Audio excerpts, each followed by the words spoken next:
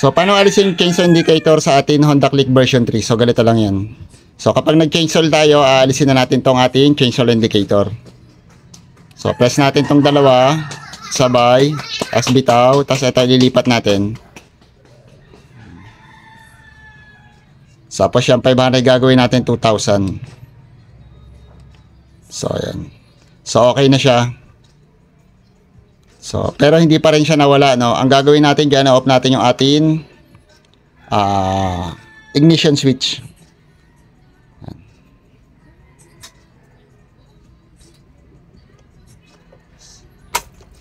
Tapos, ipe-press natin to bago i-on natin ulit. So, ayan. So, ayan, nawala na siya. Ganun lang magpalit, no? Una, gagawin nyo selector.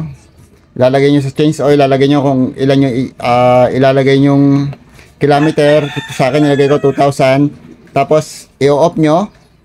Pagka-off nyo, i-hold nyo to bago i-on nyo yung inyong ignition switch. So, ganun lang mga kasir.